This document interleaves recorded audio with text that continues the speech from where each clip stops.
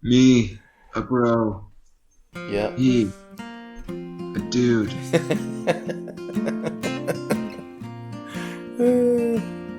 That's good stuff. All right. Let's try it. Okay. Welcome to the We Will Journey podcast. We're talking about faith and life as it happens, and not the glossy exterior we wish it was.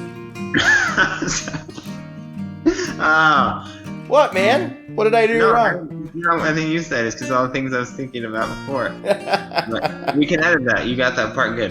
Oh. You got it good. Okay. Okay. All right. Okay, just. Now it's your turn. Good. Yeah. Wait. We're going to get under the surface.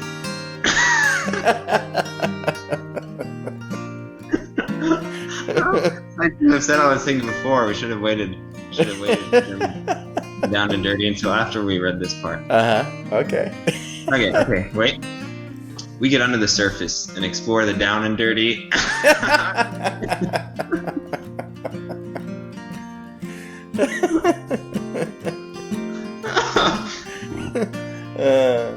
Okay. Maybe we should. It doesn't have to be word for word, right? No. I mean, I gave an interpretation. Okay. All right. We get under the surface and explore the down and dirty of life as it pertains to our beliefs, our relationships, politics, and absolutely everything else. Oh, there we go. That was good. All right.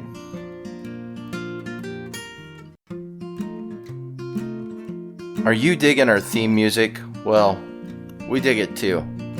You can check out more Jane Gillman music at our website, janegillman.com, or you can download some of her music to your playlist on iTunes. That's Gillman.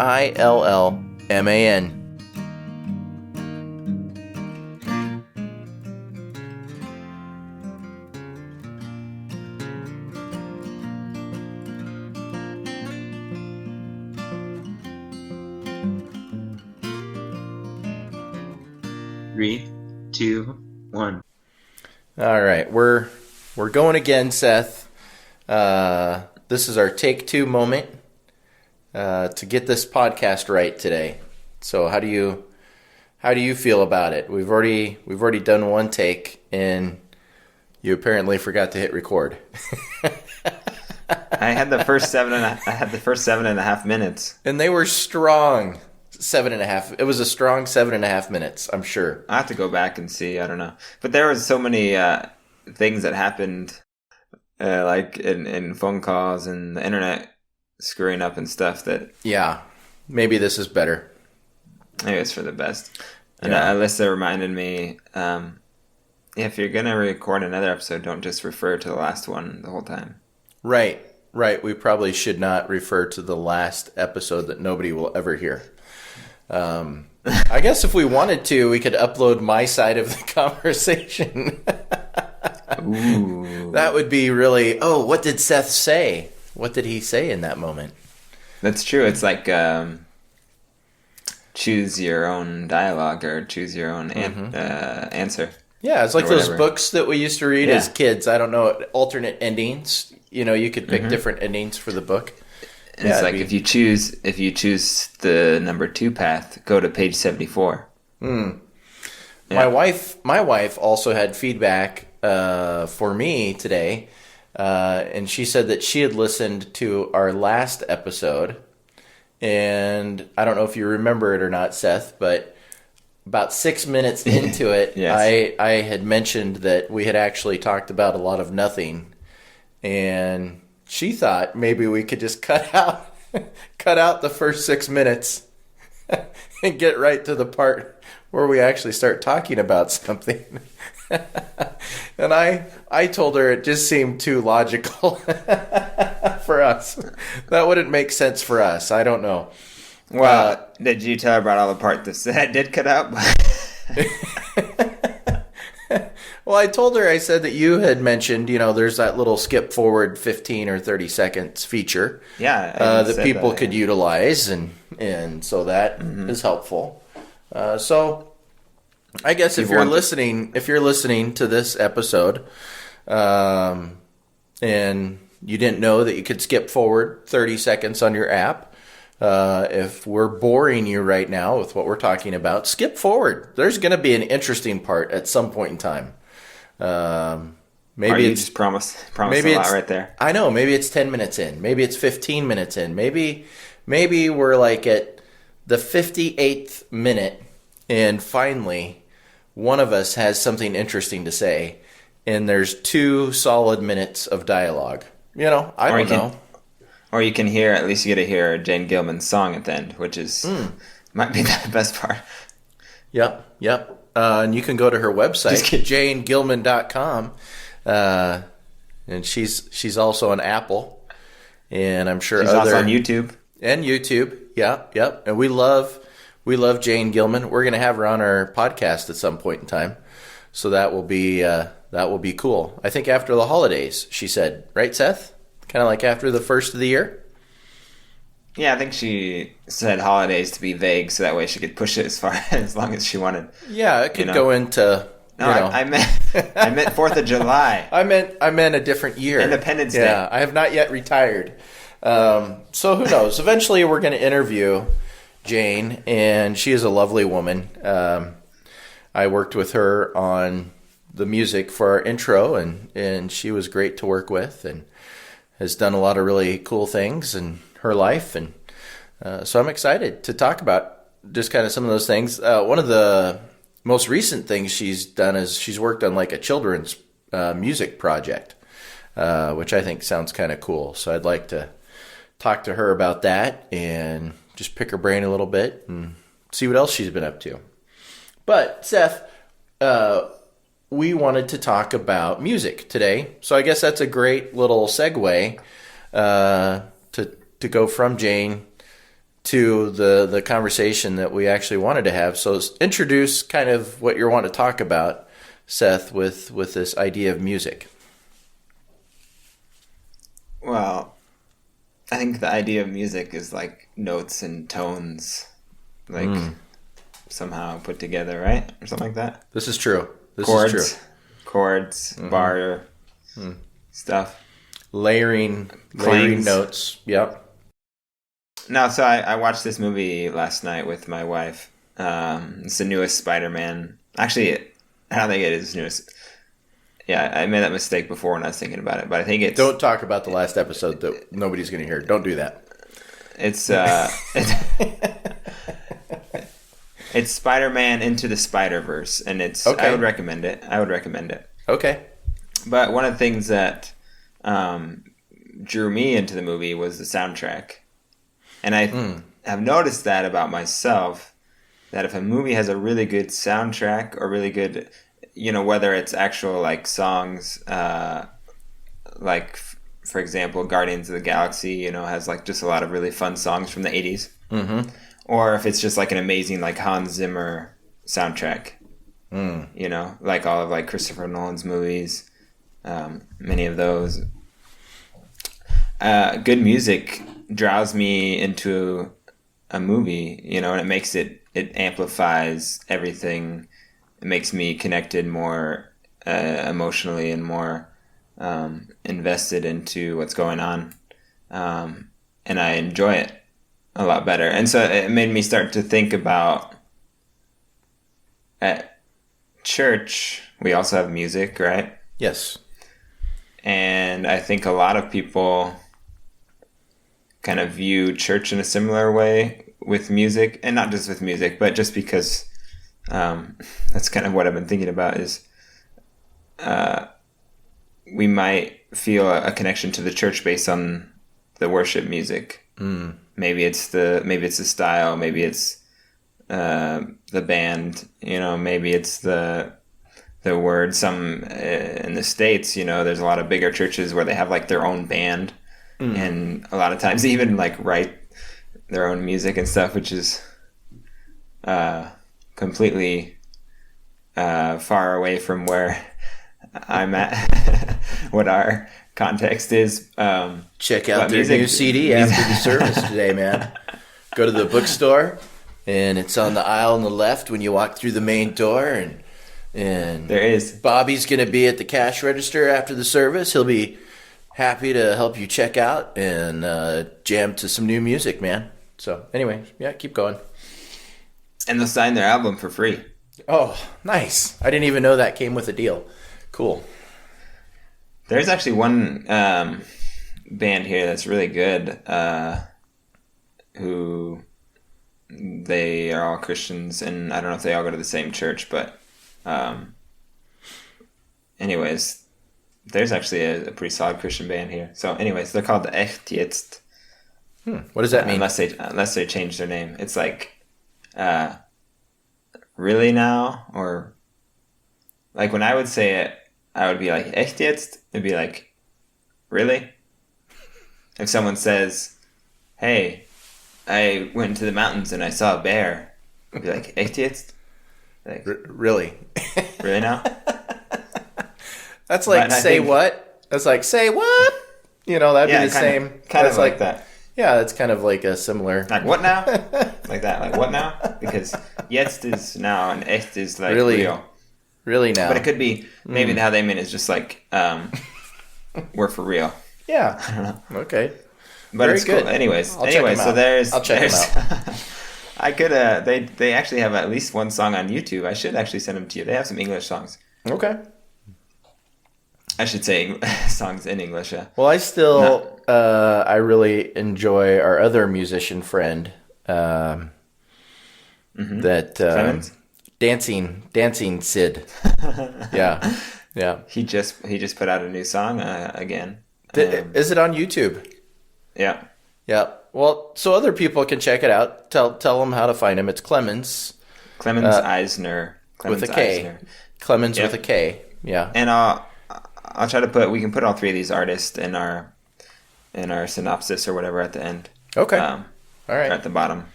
So it's the Dancing Sid, the something jig. Yeah, I love that, man.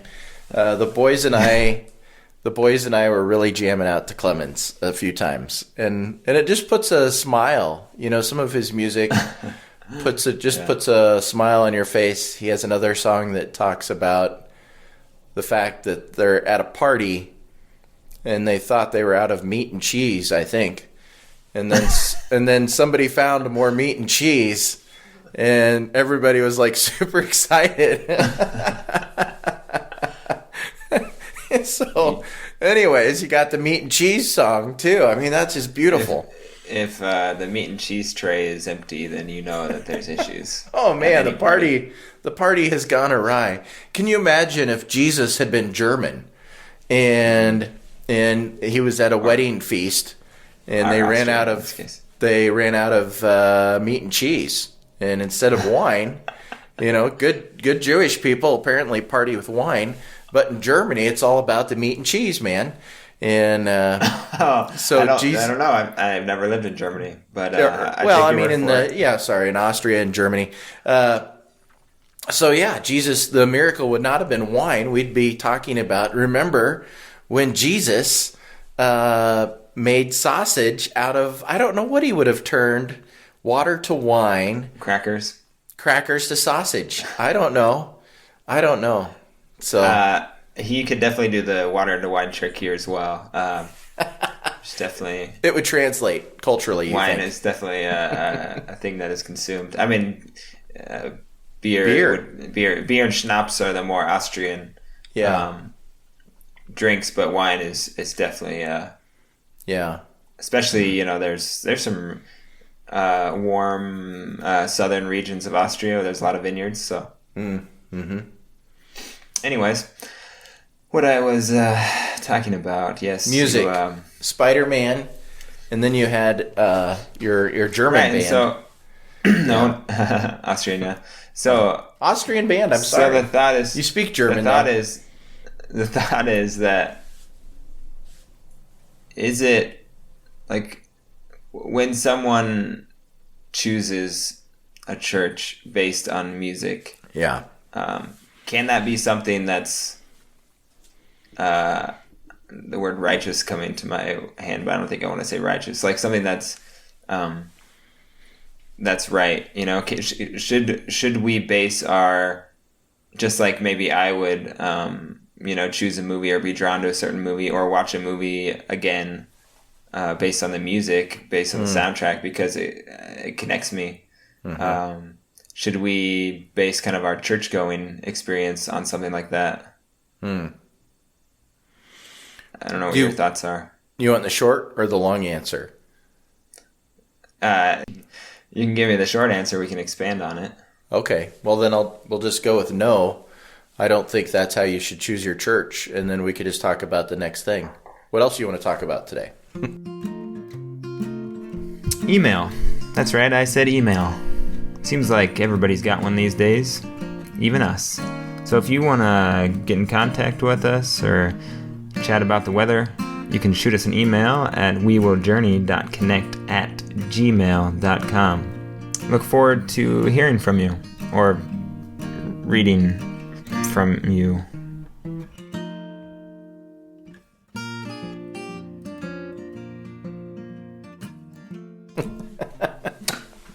Did you forget the part where I said we could expand? Oh, you wanted to expand on it. I'm sorry.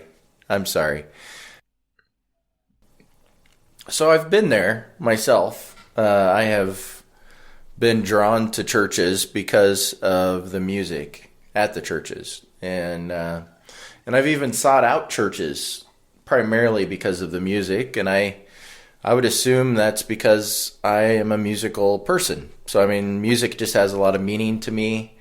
I grew up in a very musical home. My mom is a pianist. My dad sang in a quartet. My sister and I both sang a lot growing up, and I play guitar. My kids all play instruments and sing. And so it's just a big part of who we are. So there's a sense of it where, music is obviously going to be important to us. Mm-hmm. But should we seek something out just because of the music? I think probably not. Because I think that music is just one aspect of something that there's just a greater purpose to church as a whole. And if we just kind of take, that slice of it, if we have like a piece of pie and one slice of that pie is music, and we kind of make that the biggest thing, then we're going to miss out on a lot of other wonderful things that basically the church has to offer. And so should it be something that we consider? Yes. But should it be the main consideration? I would say no. So just to give you an example now, we do a home church, and I am basically, myself or the boys, we are the only musicians, really. And so with my hand thing and my schedule and just different things, I haven't really been able to do the whole worship music thing on Sundays lately. And and I know that everybody kind of misses that, but the fact that we haven't been doing that doesn't change who we are, if that makes any sense. So we continue to meet together. So we would actually say, for us, meeting together is the most important thing. So if some of these elements don't necessarily take place on a weekly basis, that's okay, because those elements aren't the biggest piece of that pie. Meeting together is actually the biggest piece of the pie, and these other elements are just aspects of meeting together. Now, it doesn't mean that we don't value music, or we don't value communion or the Eucharist, or whatever your tradition is, but we value all those things. But if one of those things doesn't happen on any given week because of whatever the circumstances may be, that doesn't change the fact that we wouldn't not meet together because of that. And so I think that we should not choose where we go to church just on a smaller issue, like the style of music, because there are definitely greater issues. I think one of the mistakes that we probably make is we may go way far away. We may drive half hour, 45 minutes to go to a specific church, right? Mm-hmm. And we're engaged in something at that point in time that isn't part of our actual context or community. And so it limits, because of the distance, it limits how much we can actually engage with it. And it also limits how much we engage with our actual community through the church. I think, that would be something that would have more importance, So I'm coming from a perspective where I used to do these things. I used to drive, a long distance to go to a church that had what I wanted. I had a consumer mindset when it came to church. I want to make sure that the music is just the way I want it, that the building, has some of the amenities that I like. I want the pastor to be charismatic and maybe even have, certain types of sermons. So like these are all things that I used to think about when thinking about going to church. And like every Sunday? No, I wasn't interested in that. But dang. No, I actually went to a church where they had a Saturday night service, like at 5:00, and I thought that was just the greatest thing ever, because we would go to church, and after church you could go out to eat at one of your favorite restaurants or whatever, and then sleep in on Sunday, and to me that was fantastic. So, but these are all like consumer driven reasons for engaging with a church community, and I'm not taking away from any of these things in and of themselves. Like, they're all important, but as being part of a church community or Christian community, part of that aspect of us engaging with it is us being sacrificial in our love towards others. Mm-hmm. And so that consumer mindset doesn't lend itself to that idea very well. And so when we're just looking at what we can take from a church, then we're kind of approaching it with the wrong heart. And that's a process that I had to go through. But it has allowed me to engage with something like we do now that's very small and not a lot of structure to it. There's no glamour to it whatsoever. And it's mostly about serving, it's about serving each other, and there's no dynamic preaching that takes place. There's no amazing music and bookstore and CDs available and all that stuff. It just that doesn't exist, and it's been good for me. I don't know down the road for the long term if that's what I want, but it's been a good experience to just be okay with whatever community God gives you. I think that's the community you need to engage with, and we need to be happy and content in that community, and I think that's where the richest blessings exist. So, yeah, for sure. And I think we're blessed in a lot of places like where we grew up, for example, or where where I grew up in Seward, Nebraska, where you lived for a while in York, Nebraska, and stuff. That there was a lot of churches, right? Mm-hmm. And that's kind of an advantage, but also it can be a bit of a, like you said, it can also feed that consumer mentality a bit.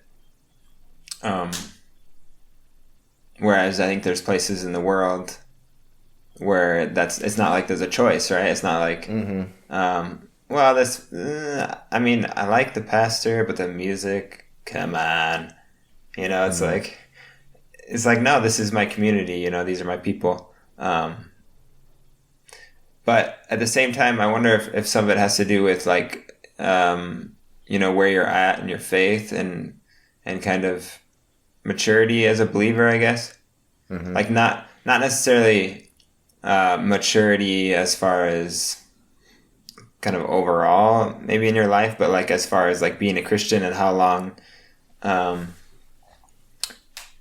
you've been in your walk. Because I feel like if you're a newer Christian, then I could maybe understand a little bit more of that mindset of like, okay, I want to look for something that's like going to feed me or going to encourage me or excuse me, or is going to be something that's beneficial for me right now. I'm not saying that's right, but I can understand, I guess, that mindset more. Yeah. And because where I see it a lot is like younger people, at least in my context, young adults and youth and stuff, that kind of have more of that mindset of, okay, where's the cool place to go? And I think, a lot of us probably, I guess, thought like that when we were younger. Yeah. Because like, where are my friends at? Where's the cool music at? Whatever. And so I can understand that. I guess what gets frustrating is, right, when someone has been established, been on this walk with Jesus, been in Christian fellowship for years and years, and they're still kind of bouncing around because of those kind of reasonings, Yeah. And that's where I think maybe more the issue is what we're talking about is basically dying to yourself a little bit and looking around at how can I serve, how can I love, how can I encourage, how can I be a part of this body in this community, what's my part. That's probably more, if everybody has that attitude, obviously, then I think a church is functioning a pretty high level and is vibrant and is and is powerful, and music is kind of a secondhand thing a little bit. Like I've often thought and said, like, if you're just wanting to have like an amazing worship music experience, just buy some really nice speakers, and buy whatever whatever band it is that you love their music, just get a Phil Wickham CD, or I don't know, Jesus Culture or something, and just like set that up with an awesome speaker system and just lay on your couch, and just soak it up. Or if you just want to hear an awesome sermon, like, same deal, right? You can basically listen to anybody around the world now. That's crazy, right? I can turn on my iPhone and I can listen to basically any pastor I want to. And there's a lot of pastors I enjoy listening to, right? And I can listen to the pastor of my home church back in Nebraska, and he has awesome sermons. I've been able to listen to my brother's sermons. Here, I could even, like, the local churches here, a lot of them put their stuff online. So it's like, if that's what we're basing ourselves on, we could just stay at home in our underwear, put on some awesome worship music, put John Piper on, and then be good to go, right? And so I think you would be. You'd be good to go. Why even need the church at that time? Well, some of the things you're talking about there kind of speak to some of the thoughts I was having as you were talking. Like one of the thoughts I had was like, what is the foundation for coming to a church? And I think you have to say, unless you are a church hopper. So if you're just church hopping, that's different than if you are new, not only to the church, but to the faith, or maybe you are not a person of faith yet. Right. So what is the reason for coming to church? Well, it probably isn't Jesus. Right? So the reason for coming is probably not actually wanting to have a relationship with Christ. It's probably some other reason. Now, if the reason I'm coming to a church is because I heard their music is really good, I think that looks a lot different than the reason I'm coming to church is because I have a really good relationship with Seth or Tyler. And we've been talking about life, and we've been talking about faith, and they made me feel very welcome as far as they invited me and were hospitable, and so to me, the foundation, let's say you had person A and person B, and maybe both of them were people of no faith, and one came because of the music and the other one came because of a relationship. Well, I think the person that comes because of a relationship, and I don't want to minimize what God could do through that person that goes because of the music, okay? I don't want to minimize what could take place there. Mm-hmm. But that person that is going to church for the first time because of a relationship, the foundation that surrounds the reasoning for going to church for the first time, I feel is much stronger and actually much closer to the point where God wants them to be. Because God wants to get that person to the point where they have a relationship with Him. Mm-hmm. And so it's a pretty easy transition, really, to go from a relationship with somebody of faith, okay, to a relationship with your Creator. That's a pretty easy transition. But I think when a person of no faith goes to a church community for, I'm going to call them kind of shallow reasons, it's much easier to disengage, for one, and it's much easier to have a consumer mindset. And I think we actually see quite a bit of that in our culture today. There's a lot of church hopping. There's a lot of kind of churches that are in and out of style. Churches, new churches, they're so unoriginal. It's just kind of pathetic. You see church plants, and their number one goal is to be like everybody else. To have the worship team, to dress a certain way, and certain kind of lighting and certain kind of ambiance, and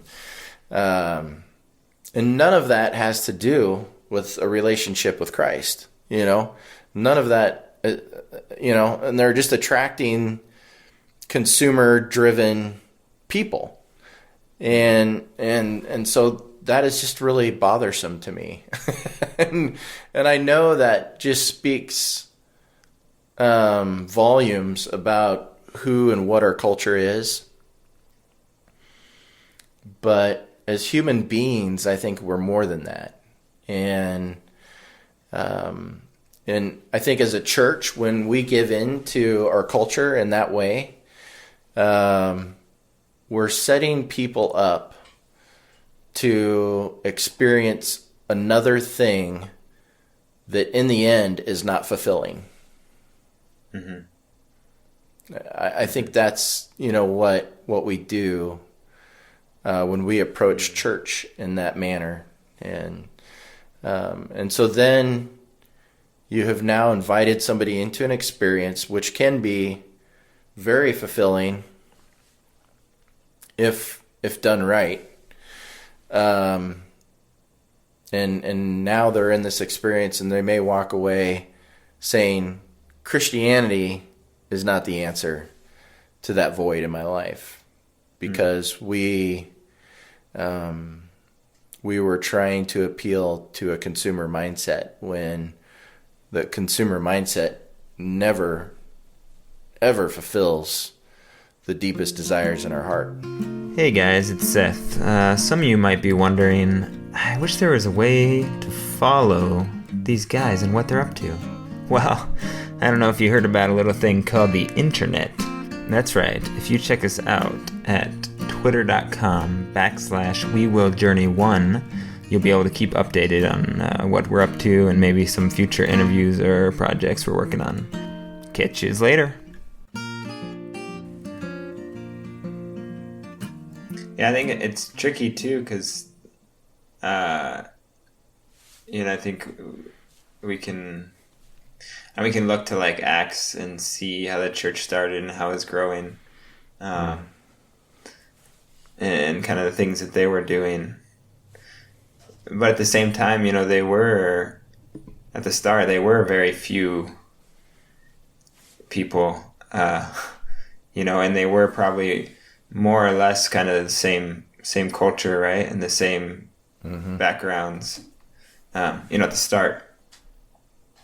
Not everybody, but I do also, I get like today, most places where you live, especially in the Western world, it's so multicultural, and not everywhere, but I would say, I guess more, big cities and in certain states, certain countries are very multicultural, and I think it's hard to, it's a little bit harder, right, when you're doing ministry, or when you're leading a church, or when you're planning a church, or when you're thinking about how to reach the community. You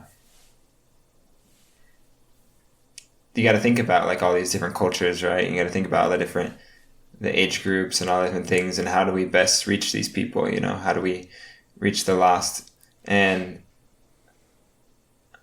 I don't know that the way like it was happening kind of in Acts isn't actually the best way, or just kind of like, honestly, house churches and, getting together in small groups, and someone playing acoustic guitar or whatever for worship, things like that. Like, maybe that is the most effective way.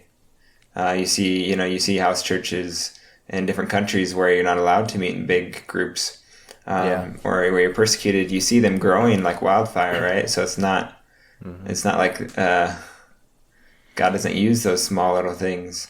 But I do also understand, like, I think a lot of people do have good desires, and it does often, I think, come out of a good place or out of love, and like how a lot of these churches start. The bigger churches are the ones with incredible music, or kind of almost a theater like experience. I do think a lot of times that does come out of a place of wanting to reach the lost, and wanting to draw in people who otherwise would never want to step foot into a church. And I do think a lot of those kind of churches can be successful, and you can have both. You can have a huge mega church where there's smaller groups and discipleship and Bible studies, and that digging deeper, those times you can have that involved, right? It can be connected within that. And so I do think there's a lot of effective ways of ministry, but I also know, like, I've been to a mega church or whatever I don't know, a church with like thousands of people a couple times in my life. And it would be so easy kind of just to go for years and really like not get to know anyone. Because you can kind of sneak in, the lights are out, when the music's going, and then just like leave when you're done, and it's whatever, And so I do see the danger in that part of it. But I do think some churches have kind of figured out that balance, or figured out better than others, how to integrate people. And I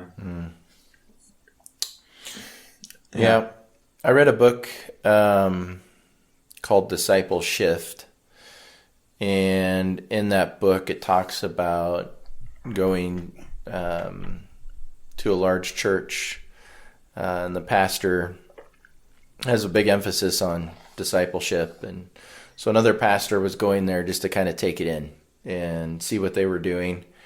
And he said, I've never been to a large kind of mega type church that had 800 small groups, but that's, and in my mind, like intellectually, I had just kind of reasoned myself out of thinking about large churches as really a viable means for doing effective ministry.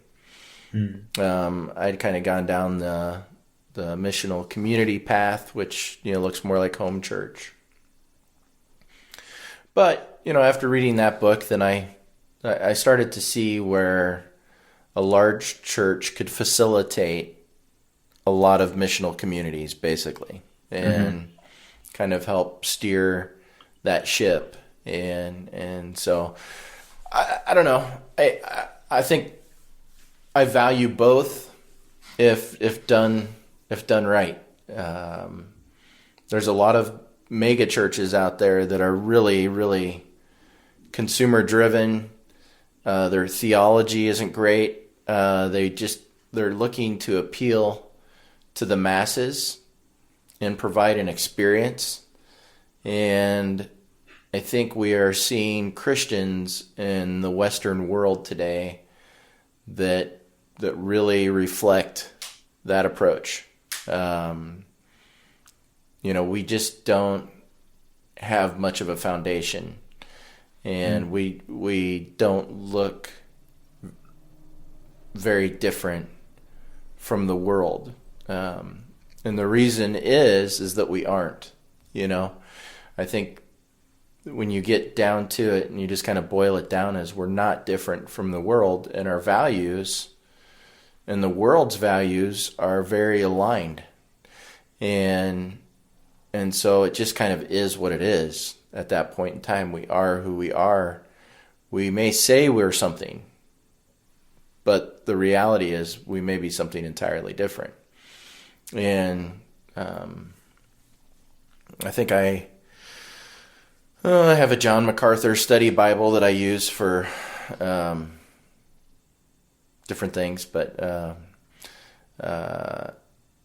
in there I think he calls it practical atheism, and I've read that term elsewhere too, but I know he talks about it in some of his study notes in there. But basically practical atheism is, we may say something.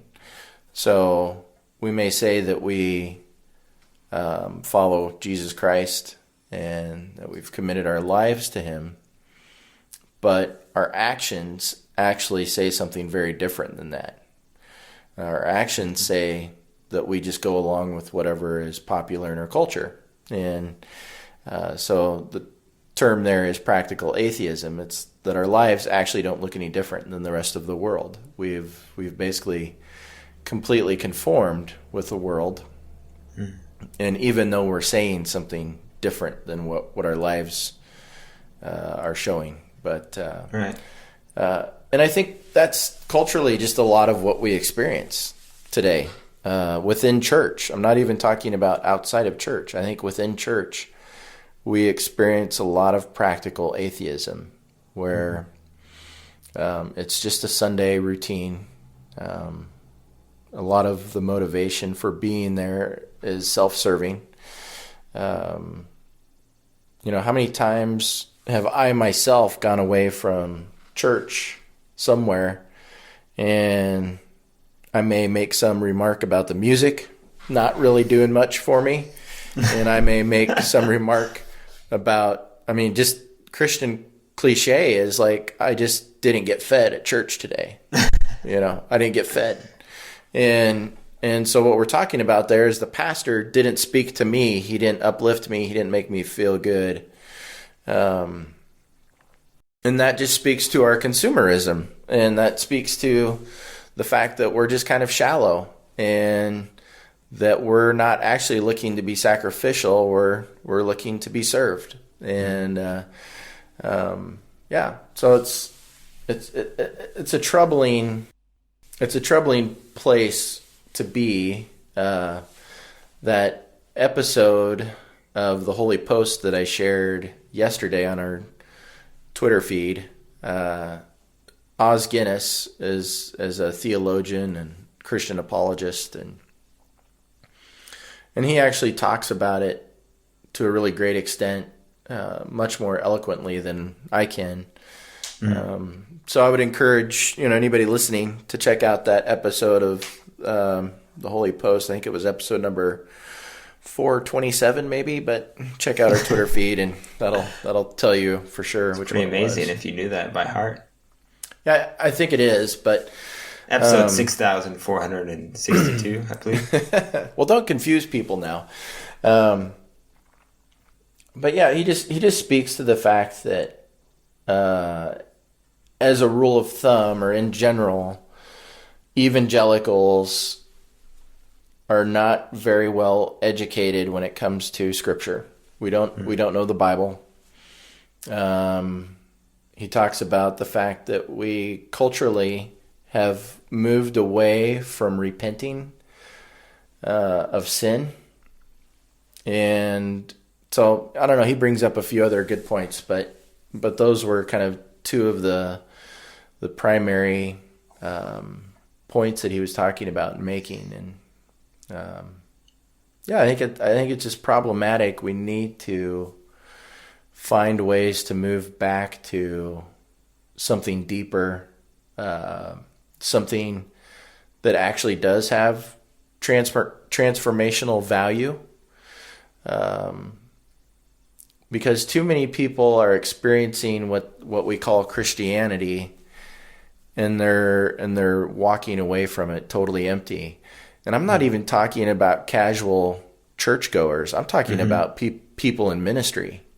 It's not uncommon anymore on a pretty regular basis to read or hear about people in ministry walking away from the faith just because they're finding it totally void of meaning. And I think that is a problem. I don't think we can just be dismissive of that. I don't think we can just dismiss that as like, oh, that's a bad egg. I think that speaks more to what our church culture actually is. Yeah. I think we're kind of winding down here probably. But I wanted to mention recently, sometimes I listen to the Joe Rogan podcast whenever, basically every 30 or 40 episodes, there's something that I find interesting, or he interviews somebody that I like. That'll probably be a lot like our podcast. Every 30 or 40 episodes, people may find something interesting.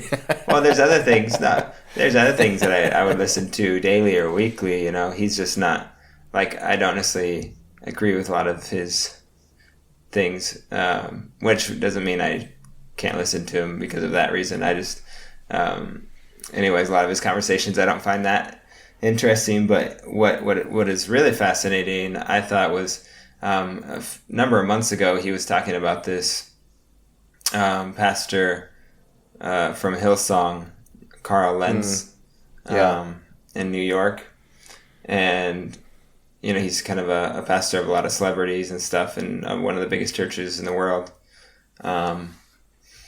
And anyways, at that time, and that was maybe even over a year ago, I don't know, he was commenting about kind of the guy and how he dresses and looks, and he was walking around with his shirt off and kind of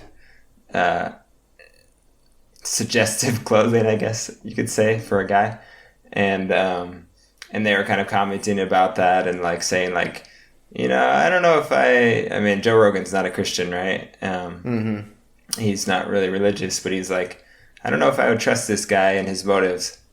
I was like, okay. And I don't know that much about Carl Lentz. I've heard different bits and pieces, different parts of his sermons and stuff over the years. But anyways, it just happened this last week or whatever that he got fired because of a moral failure. And just call it what normal people call it. That's just what church people call it. I don't actually know what happened. That's why he had an affair. I didn't know. See, that's the thing is I don't know the details. That's why I don't like to. If I don't like it when people are vague when there's no need to be vague. But I didn't know exactly what happened. So yeah. Anyways, so what happened is then I saw it pop up like on my YouTube feed, Joe Rogan talking about this. And that's, I think, how I found out about it or something. Right. And so I clicked, and then so he just had like this week, he was at an interview with another guy, and they brought it up, and kind of laughing about how he had this moral failure and how they saw it coming, and then they started going in, even though he's not a Christian at all, and this guy he's interviewing, from what I could gather, wasn't a Christian by any means, or maybe even religious, but they were talking about like how there's so much danger in being a celebrity pastor and being a popular pastor and leading like a huge mega church, and things like that, and just how it's basically the same as being any other kind of celebrity and all the pitfalls and traps that come with it. Yeah. And I just thought that was really fascinating coming from two guys that, not Christians, but them kind of seeing that, like even in kind of our conversation now, like even the world kind of sees some of these things and and can see like, this looks a little bit sketchy to me, like this looks like maybe this isn't the most trustworthy thing, or this guy's a little bit too full of himself, or this church is getting a little bit maybe too big for its own good or whatever.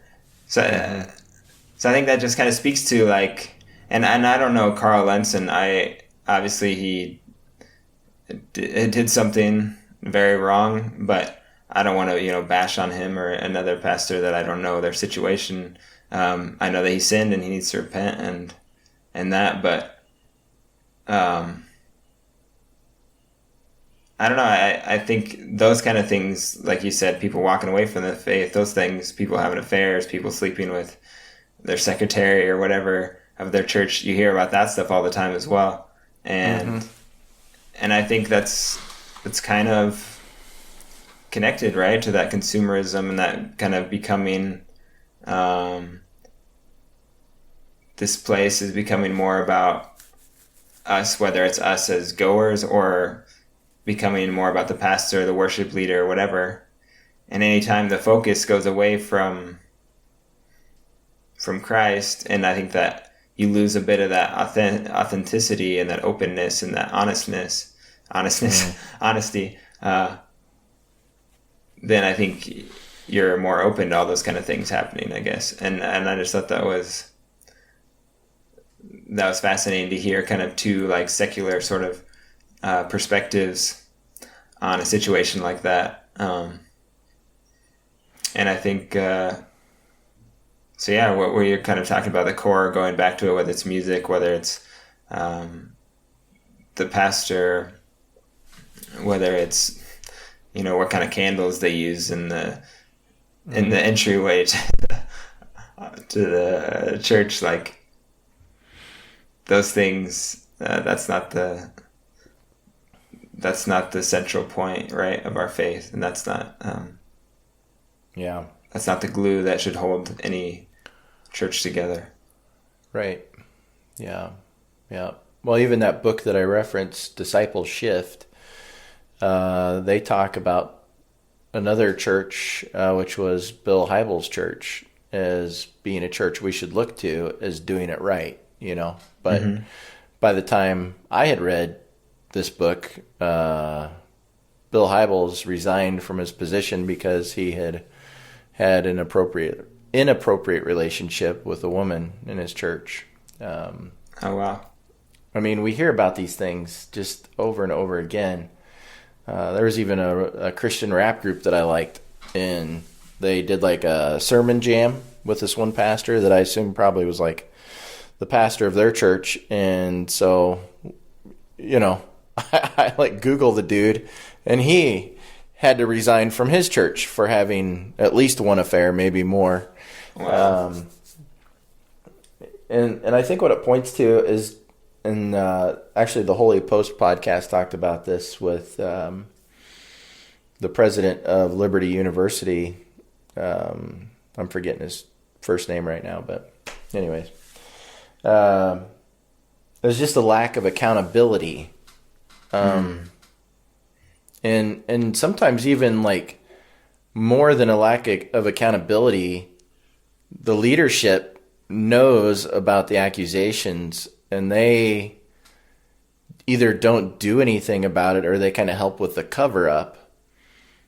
And I think it goes back to this consumerism mindset that is in some churches. And I don't want to say there aren't any churches doing it right, because there are a ton of churches doing great work right now. And there's Amen. denominations that are doing a lot of great work too. But we also have probably as many churches in the Western culture that are doing it maybe not so well and that have bought into more of a consumer mindset. But typically in these situations, what you see is leadership valuing, the financial aspect of what the ministry is doing and justifying what they're doing because, look at all the money we're bringing in and the people that we're reaching. And so what they end up doing is they protect kind of this facade, right? This it's more of like a consumer driven version of church, and they justify some of the bad things. But what happens probably inadvertently is they end up sacrificing our faith. And so they hold up the pastor and the work that he is doing on a higher pedestal than actually just our core faith in Christ. So it's just a sad thing to see, because it devalues Christianity on it's just a kind of probably a global level. I don't even want to say, people from around the world with our connectedness, they see these things and it devalues the Christian faith. And when we have, people that don't have any accountability because of their position, and so I think the short of it is that nobody is too high to not have accountability in their life when it comes to the Christian community. We're all just servants. We're all broken. We're all in the process of being sanctified, which, you could use the word transformed, to be more like Christ. And anytime you kind of put somebody up on a pedestal and say they've made it, then we're kind of, as Chris Ledoux would say, we're riding for a fall, So, yeah. Amen. Well, what can we look forward to next week? Oh, so if you think I got heavy today, wait till you meet my buddy Matt Walker. Yeah, Matt, he gets serious in a heartbeat, man.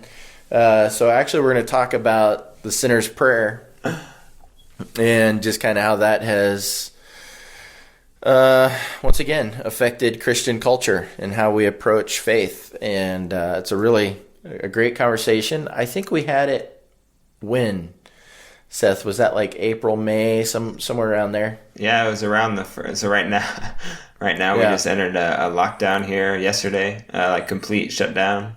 So we had to stay in our apartments basically, and I think the last time we had a lockdown in spring, that's about the time we did that. It was. So you're into your second lockdown, March, April, and but yeah, it's a great conversation with Matt. Matt is just a great guy.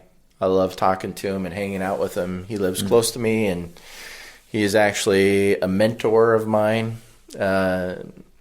through our denomination, and so we have a lot of great conversations. But yeah, Matt is definitely passionate about a lot of the things that we're passionate about, and just having an authentic faith, right? And that's kind of what we're both trying to be, is authentic in our faith and authentic towards other people. And so yeah, it's just a great conversation. All right, see you then. All right, man. Thank you. I am a pilgrim and a stranger, and traveling through this wearisome land. I got a home in that yonder city, oh Lord, and it's not made by hand. I've got a mother, a sister, and a brother who have gone to that sweet home. Well, I'm determined to go and see them, a good Lord, over on that distant shore. As I go down to that river of Jordan, just to bathe my weary soul. If I could just touch the hem of his garment, good Lord, I believe it would make me whole.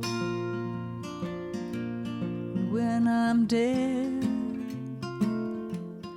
laying in my coffin, all my friends all gather round. They can say I'm just sleeping, good Lord, a sweet peace I have found.